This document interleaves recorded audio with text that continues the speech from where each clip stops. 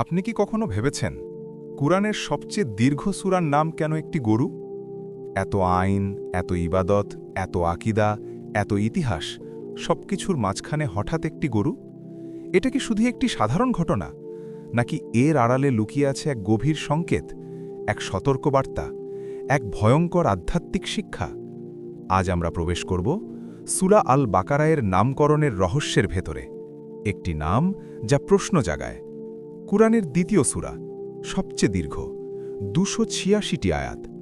এটি শুধু একটি সূরা নয়, এটি যেন একটি সংবিধান, কিন্তু তার নাম আল বাকারা, অর্থাৎ গরু। কেন আল ইমান নয়? কেন আল শারিয়া নয়? কেন আল আহকাম নয়?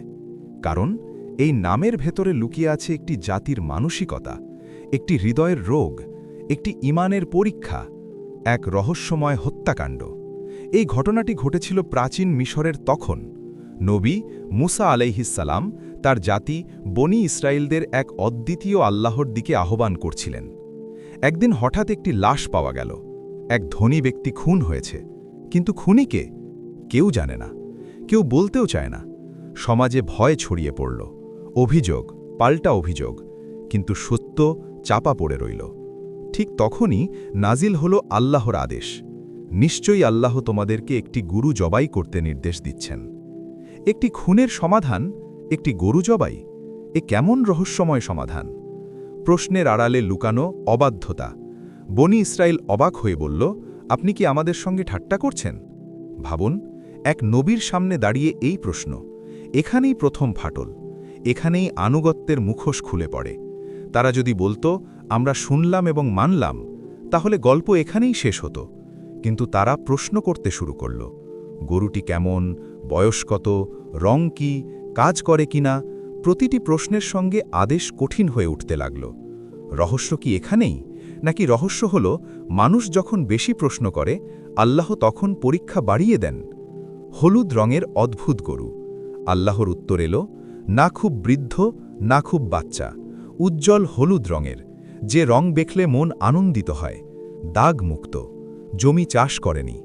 এমন গরু কি সহজে পাওয়া যায়? না, এ যেন এমন শর্ত যা অবাধ্যতার প্রতিফলন। বনি ইসরায়েল যদি প্রথমেই মানত, যে কোনো গরুই যথেষ্ট হতো, কিন্তু এখন একটি মাত্র গরু পুরো শহরে, এ কি কাকতালীয়, নাকি আল্লাহর পরিকল্পিত শিক্ষা? অবশেষে তারা একটি গরু পেল, এক ইয়তিম যুবকের কাছে। তার মা তাকে বলেছিলেন, সততা আঁকড়ে ধরো। সে গরুটিকে যত্নে বড় করেছিল। গরুটি ছিল তার জীবনের সম্পদ। বনি ইসরায়েল উচ্চ মূল্য দিল। কেউ বলে গরুর ওজনের সমান সোনা। কেন এত দাম?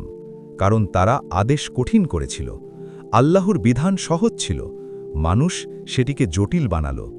গরু জবাই হল, তার একটি অংশ দিয়ে মৃতদেহে আঘাত করা হল।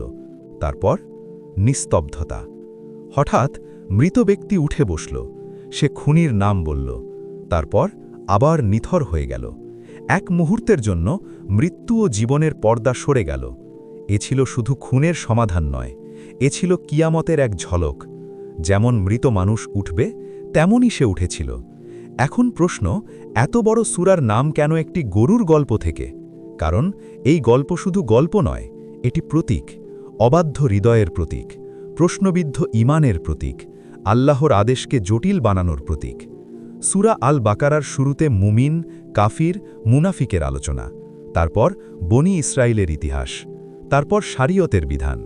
এই গরুর ঘটনা যেন সূরার কেন্দ্রবিন্দু, একটা আয়না যেখানে আমরা নিজেদের দেখতে পারি। আমাদের জন্য লুকানো সতর্কবার্তা। আজ আমরা কি আল্লাহর আদেশে প্রশ্ন তুলি না? নামাজ কেন ৫ ওয়াক্ত? হিজাব কেন? রিবা কেন হারাম? আমরা কি বলি না, এটা কি প্রয়োজন? বনি ইসরায়েলও তাই করেছিল। ফলাফল, আদেশ কঠিন হল, সমস্যা বাড়ল, মূল্য দিতে হল। রাসূল সাল্লাল্লাহু আলাইহি ওয়াসাল্লাম বলেছেন, যে ঘরে সূরা আল বাকারা তিলাওয়াত হয়, শয়তান সেই ঘর থেকে পালিয়ে যায়। কেন? কারণ এই সূরা ঈমানকে শক্ত করে, হৃদয়ের রোগ প্রকাশ করে, আল্লাহর আনুগত্য শেখায়। এক গরু, এক হত্যা, এক জাতি এবং এক সূরার নাম। রহস্য কি গরুর ভেতরে, নাকি আমাদের হৃদয়ের ভেতরে? আমরা কি শুনে বলবো, সামিনা ওয়া আতানা, আমরা শুনলাম এবং মানলাম, নাকি আমরা প্রশ্ন করতে করতে আদেশকে কঠিন বানাবো? প্রিয় ভাই ও বোনেরা,